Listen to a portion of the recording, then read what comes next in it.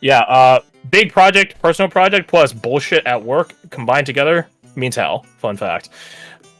So the crafting system. You guys will be able to, how to say, extract essence from things. Not in like some mystical fucking way. Don't get the idea. You're not being like fucking Navi from Avatar. That's some bullshit. No, it's more over like, depending on the preparation, you might be distilling it down into a potion. You might be cooking food with it. You might be turning it like an animal's blood into ink and using magical talismans, that sort of shit. It would probably change from person to person. And there will be limitations on what you can do. You can't just do anything you want. You guys will be able to extract essence from a number of things, really. Predominantly creatures, if I were to put money. And those essences break down into the MTG colors. You have red, blue, green, white, and black. When you combine those essences together, you can start making things. What those things do, I don't fully know yet, but they will do things. You guys saw a glimpse of this in our Collection Chronicles one-shot, when you guys were talking to, what was her name, Kazumi, and she was asking you, what do you want to drink? A white node, a black node, a green node. It'll be like that. Mm-hmm. The most common one will probably be the green one, which will allow you guys to make essentially potions. But there will be some combos that you guys can make for red and green, or red and blue. How many nodes can you use, you might ask? It will depend entirely on what your proficiency bonus is. So as of right now, at level 1, you guys can make only 1 node concoctions.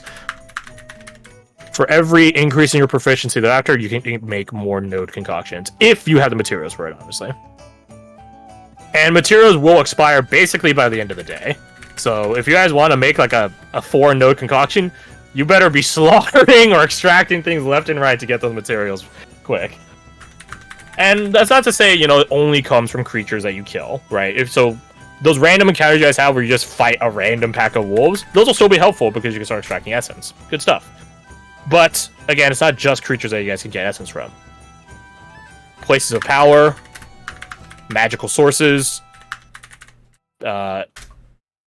I guess like a ley line well, if that makes sense, like where ley lines meet and make a well of power, that sort of stuff. You guys can extract essence from other things.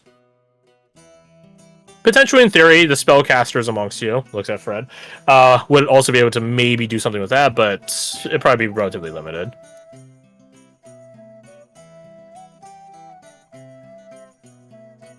But that'll be something you guys can play around with and, well, start, I don't know, killing and eating over. Speaking of killing and eating, let's talk about the system, the rest system. Because one of the things you guys can make with those supplies, or with those nodes, are supplies. Just like Baldur's Gate 3, in order to properly rest, you guys will need supplies. There are fast rests, which take no supply, but you can still expend one, in which you can only roll hit dice. There's a short rest, which takes 1 supply, and then there's long rests, which take 2 supply. If you don't have the requisite amount of supply, you can go ahead and sleep. It ain't doing shit for you. You should sleep to dodge exhaustion, but you're not getting your long rest-based resources back if you don't have enough supplies. So, if you guys are strapped for food, you guys are going to have to make a tough call of who goes hungry tonight. Just like parents of a... just like divorced parents and a foster kid. Right? You gotta make that call. In that vein, a day's worth of rations, for future reference, is equivocal to 2 rations. Right? Because it's a long rest worth of rations. So it'd be 2. 2 supply. And supplies aren't necessarily food. They technically, narratively include other things like meditation components or like medical supplies, things like that. But it's predominantly food, logically.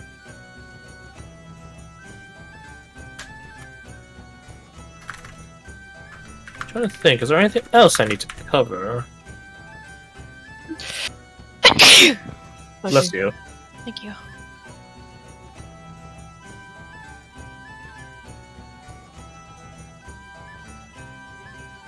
Is there anything else? Well, I'll turn to Q&A. Do you guys have any questions? They're the ones that I sent you, but you can answer those whenever. Oh. I guess that third one. Are we doing flanking? Yes, but there are certain creatures that are immune to it. Very good. Similar to Blockwatch rules, if you guys fight an outsider... Oh yeah, that's a good segue. I already told you guys about the pitch. On a moonless night, if you're not in a light zone, you have maybe a couple minutes to live, most likely.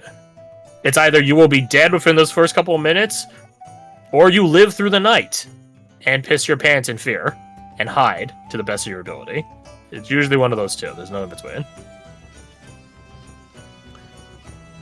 The beings that slaughter you in the dark, in the pitch, which is, a slang term for hell in this game, are called outsiders. They, according to word and rumor and legend, predominantly from Ash Wardens, they defy the laws of reality and physics, and some are even imperceivable to the normal person. Not by, any means can you detect them, not even magic. Those ones are especially problematic to fight against for the Ash Wardens, but hey, The things not in the pitch, but still go bump in the night when you're outside a light zone are called aberrations. Aberrations take a number of different forms. One such as a subcategory called aberrant. Aberrants are normally more humanoid. What does an aberrant look like? As I said, they're predominantly humanoid. Stretched skin, thick hide, naked, lacking in gear because they have natural weapons. Some reportedly can be communicated with. Some reportedly cannot. And it is a science, I guess you'd call it, to certain civilizations and nations, the dissection and analysis of aberrations. Most people don't do that, though. Most people are sane and don't try to fuck around with the thing that goes bump in the dark and find out, right? How about you just piss off? Yeah, maybe we don't try to learn the secrets of something that corrupts and kills and eats and does this shit at night. Maybe we don't do that. Well, what if we did? Okay. Hear me out. What if we wanted to commit suicide? Silent, let's go back to the other setting. Yeah, go get at it. Damn. You're dead! Okay.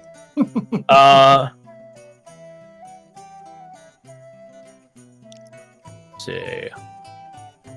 So those are the creatures that go bump in the night. The less moonlight there is, aka the closer to a new moon it is, the more wiggle room / opportunity / capability aberrations have to poke out, step out, adventure out. But on a new moon, not even they're caught out. On a new moon, if you're in a no-light zone, yeah, you have other problems to worry about than aberrant. Just click. Whoop, whoop. He's an alchemist! Oh my god, he did the thing! But to Alice's question, flanking is allowed. Again, it will probably apply to most of things, but not everything. Same rules as before. I think although maybe if you fight a bigger creature, you might need more people to quote unquote flank it, because then it's not really being flanked. Let's see, a couple of lore points, I guess. Your characters might not know this, and it's your guys' call if they do or don't know this. I don't mind either way. The language you guys are speaking, common. The common language amongst places has been spread around by people called torchbearers. Most people don't know what the torchbearers were. They were a traveling, I guess, scholar group that tried to teach common to as many groups and species of people that they could. If they were too violent, then they didn't really teach them, obviously.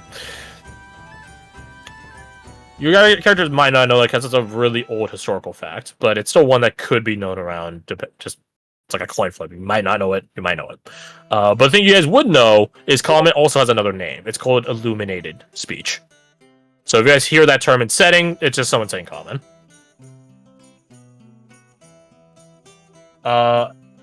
Elves, or rather half-elves. Let's talk about them. Elves don't exist in the setting. That's why they're not on any pick unless you're playing Eladrin, in which case, talk to you later. Being a little freak. Elves do not exist in the setting.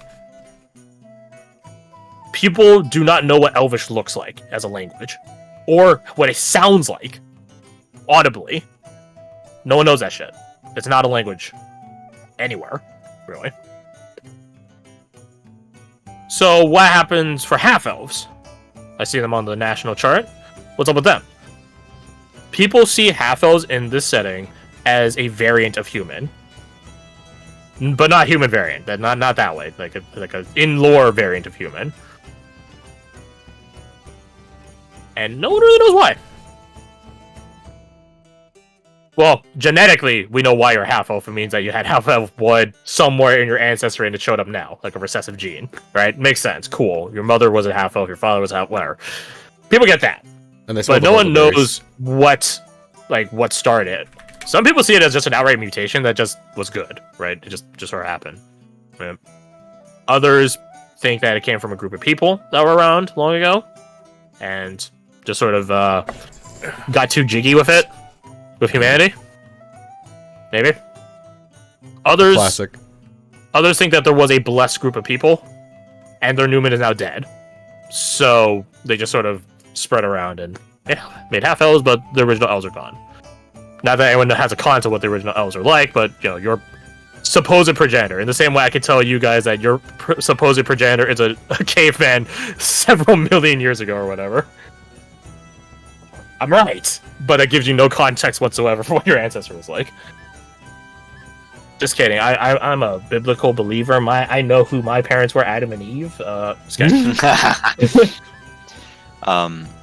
Is there a word for these not half-elves?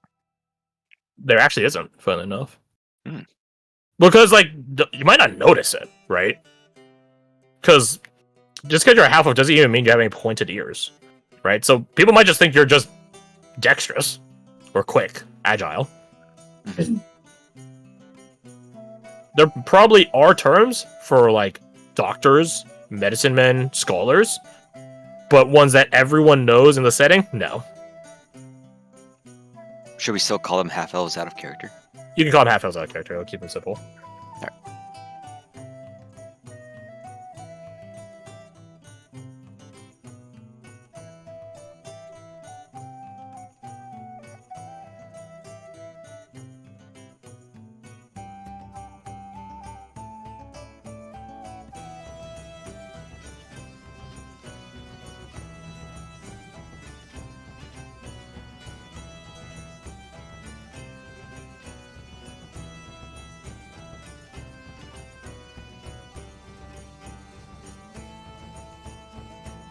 Let me think, is there anything else I need to run by you guys? Okay,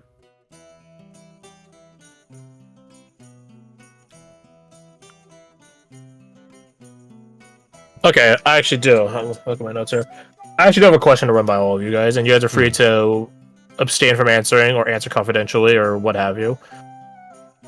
Are you guys, as players, open to the I guess concept of a party leader? Not in the sense of in game someone is designated a party leader, but outright there is someone that points the way, sets the objective.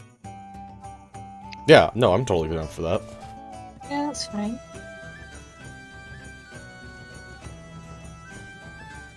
I'm good with that. Yes.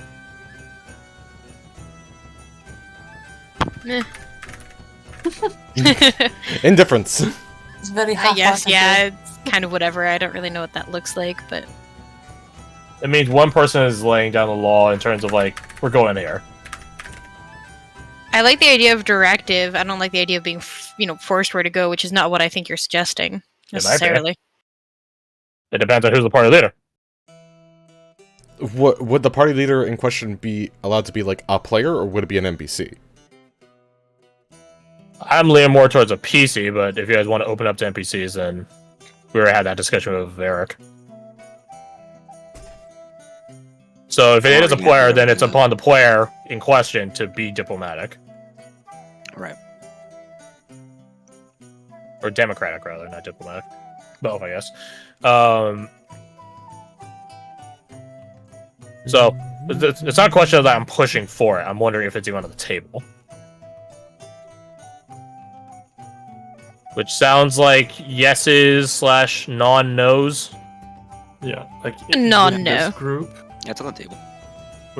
with you guys, with this group, I trust you guys to be, considerate and good players, and having a person with that privilege would mean that oftentimes when we discuss things for 2 hours, you can simply say, "No, I hear you all, but this is what we're doing." That's Yeah. really cool. Yeah, I I'm get making that. a choice because we need to go for it. Yeah, Yeah, yeah. and if it doesn't work, we can talk about it. Good to know, good to know. Mhm. It might come into a situation of which faction you guys align with. You guys might get someone that just is designated the leader. You seem competent. You're the leader. Do this op. Do this mission. Do this quest. 10-4, good buddy.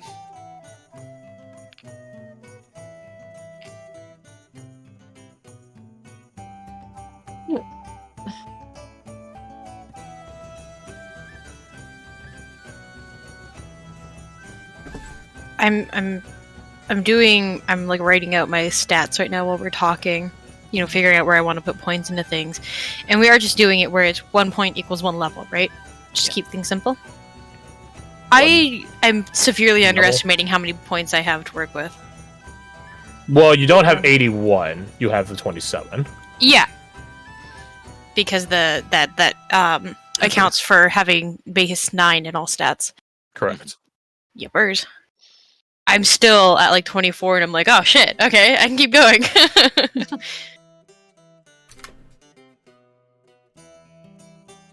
Which is nice. Trying to make her as Trying to NPCs a little bit.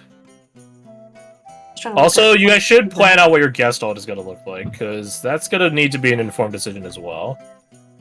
I think I have like 2, maybe a third option, but that third option depends on if you would greenlight it, so I'm not really thinking about it right now. If it's an option that isn't already allowed, that means you guys have to earn the pick. So if you guys want to be a wizard, your character better start to figure out how to write a fucking spellbook. If you guys want I'm to a be wizard, a but I'm druid, illiterate. I didn't want to talk to you about that. so So, we discussed before that obviously I'm taking that subclass dip from a Gestalt when we hit 5th level. Uh-huh. And I knew something was off about that, and then I realized what it was.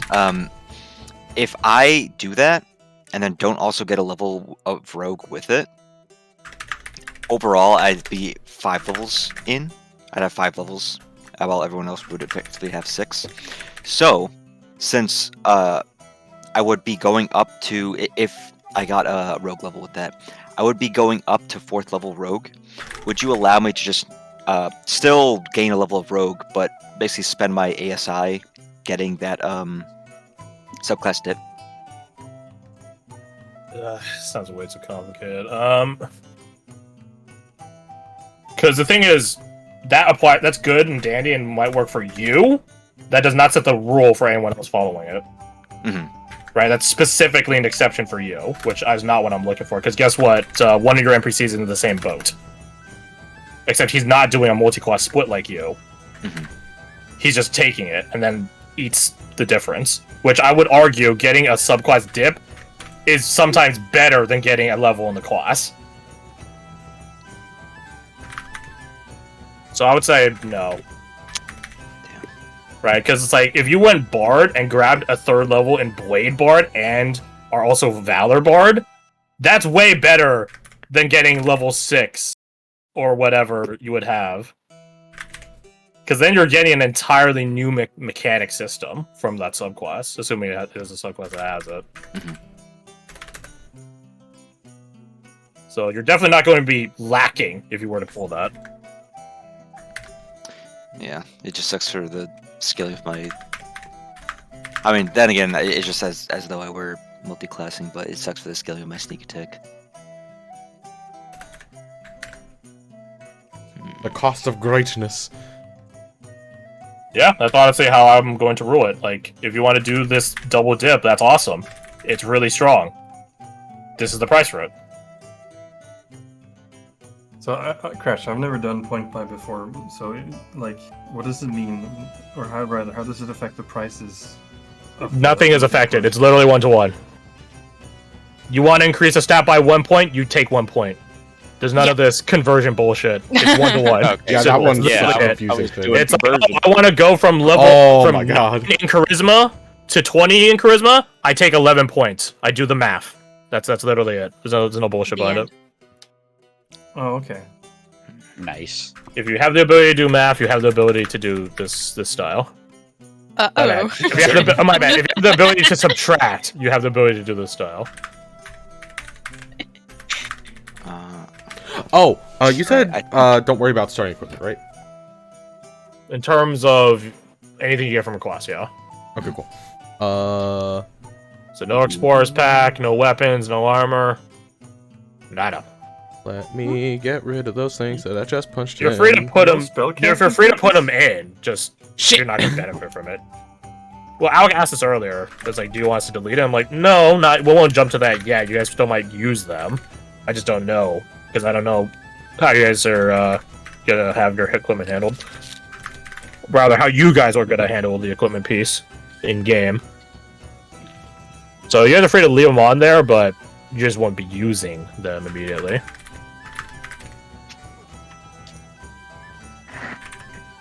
I'm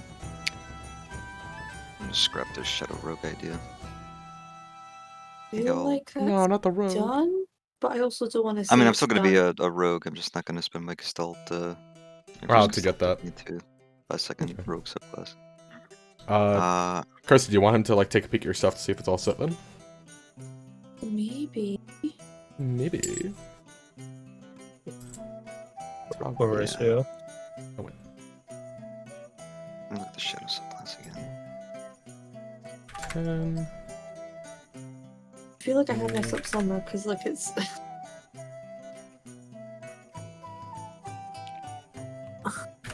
Two.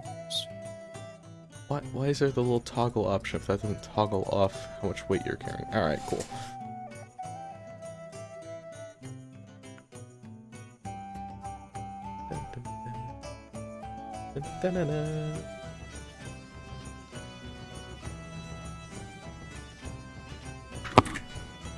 I feel like you have one skill too many. Can you break down which skills come from which proficiencies come from which source?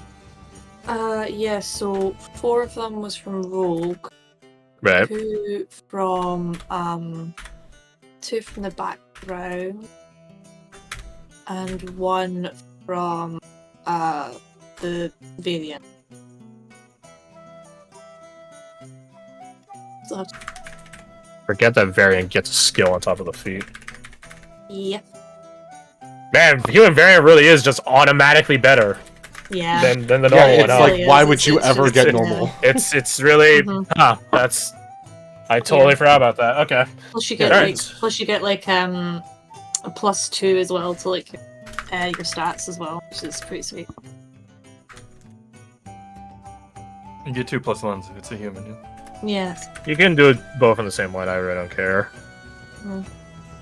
Yeah, which is not like shabby in comparison to like what the other stuff it gives you.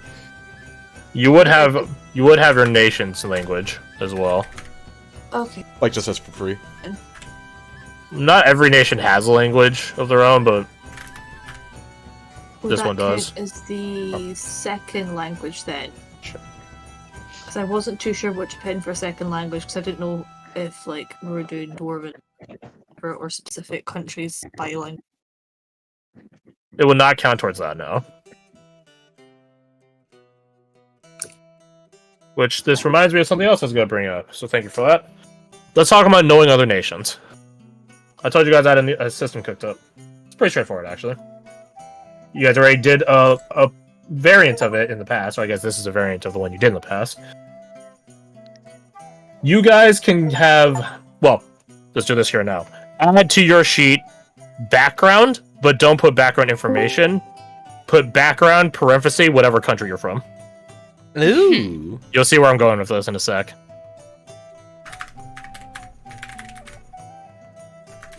In fairness, this is like a shit ton of other tabletop RPGs do it, so I'm not exactly reinventing the wheel here. So it's background in quotations where we're from? Parentheses, but Yeah. yes. Right. And then what? I think the quotation attribute might break.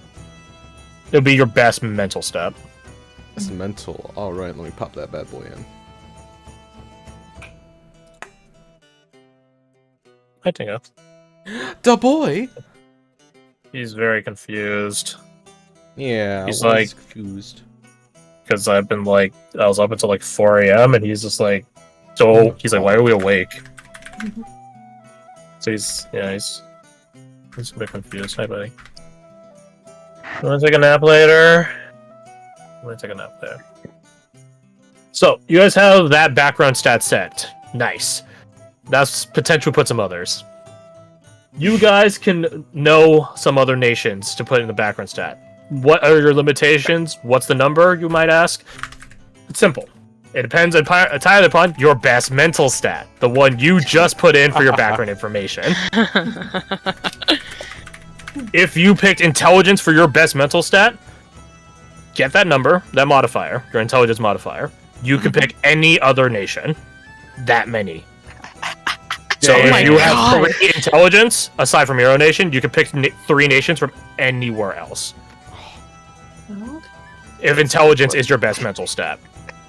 If wisdom is your best mental stat, you take half that number rounded up. So if you have a 5, you get 3. Wisdom, if your wisdom is your best mental stat, you take half that amount, round it up, but it has to be a neighboring nation. That makes sense. That makes a lot of sense, actually. If charisma is your best mental stat, same number, half your modifier, round it up, but it could be any nation from word of mouth. What if you have 2 that are the same? Just like pick whichever. Whichever one you pick for your background of your home nation. What does that have to be if it's Oh. intelligence?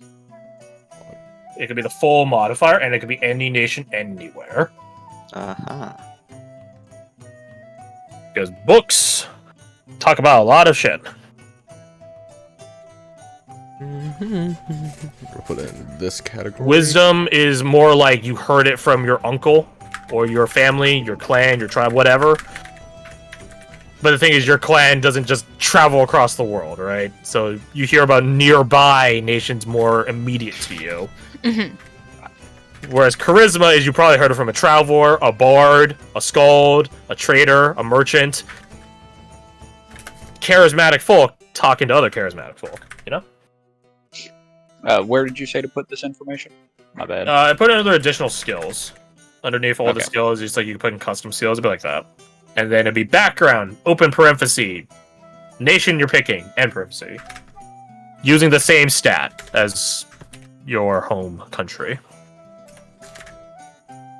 Finally, we get a buff for the intelligence intelligence people. Finally! If you're smart, it shows.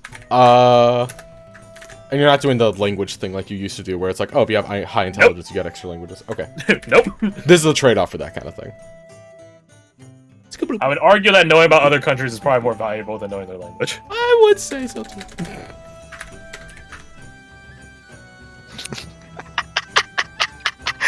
Yeah. What you cackling about there, buddy? I roll all the ones I have to GM. They're in like descending order first and foremost, but also the one that I'm from, I got the lowest. That's it's okay, bud. It's okay, bud. I see the nat 20 you have here, and it's where your heart lies. He will, because I wonder where that one could be. Now I'm Soraya Enclave. Let me see. Oh, it's good. It's actually, You know- somehow, Oh, it's this island over here. You know, my cousins became the Marukan Exclave. Also, most people.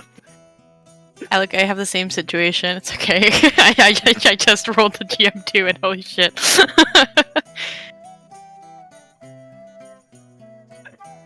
I love the logic of like if you pick wisdom but you're from Kalzov, you literally only have like one, maybe two options. Because you're at the fucking corner of the goddamn world.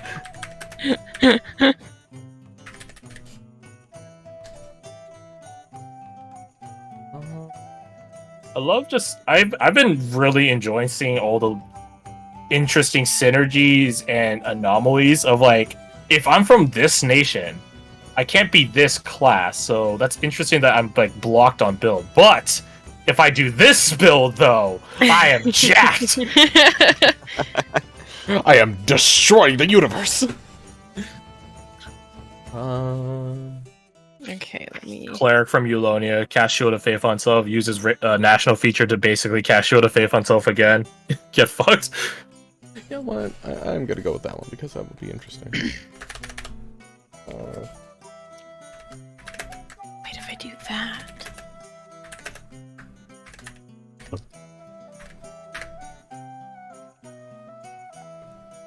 And you want us to roll for each of the nations that we have? No, you do not have to roll it. That's just what they did. Oh, they were just fucking around.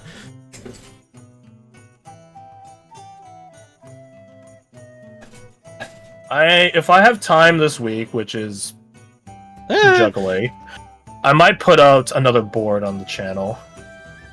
A rumor board. And then I'll populate it with rumors and stories and fairy tales or what have you. A randomly determined amount, probably, for across each of you. Probably a D3.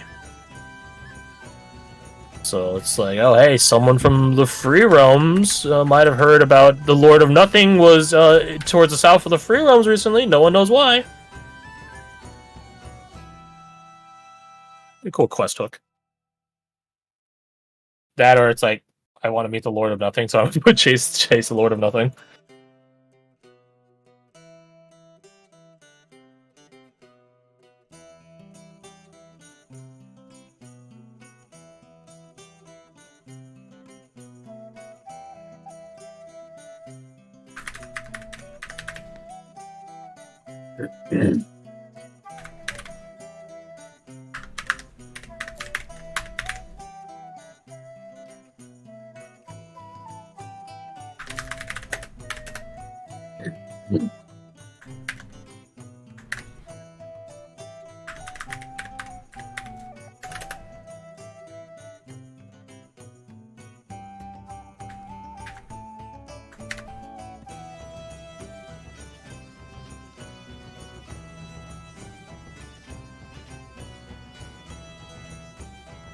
I will put out there that 2 of your guys' NPCs, as of right now, although I need to maybe tinker one of them, 2 of your guys' NPCs will be trying to get, for their Gestalt, classes that are not currently unlocked to you guys.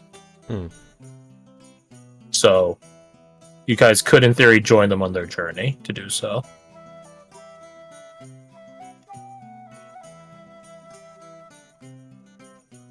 Although I think one of them will be really fucking hard. Now I'm thinking about it, really hard for you guys to join them on that path. I don't know, we'll see.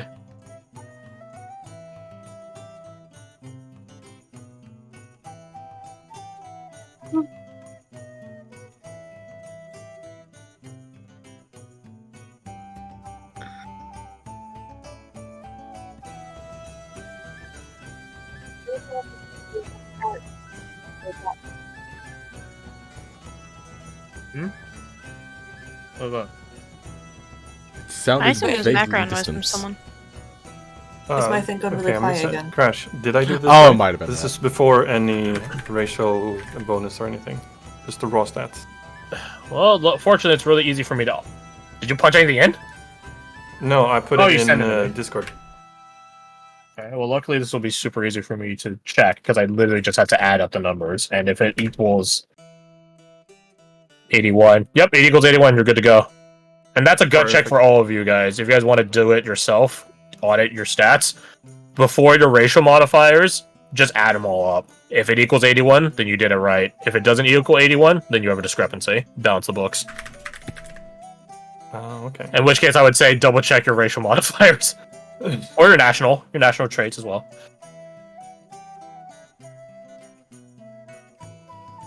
looks like mine check out. Which means I did my math right. Mine's good. Mine's good. Very nice, very nice.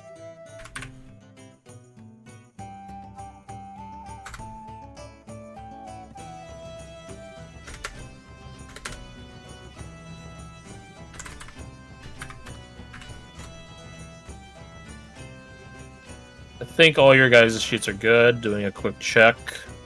Yeah, mine's good to go. I'm still putting a few things together. I was working on a little bit of backstory as well. Finishing up mine.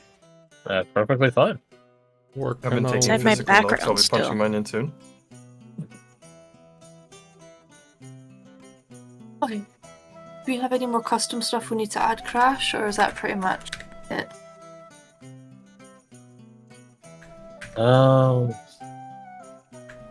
Let's see.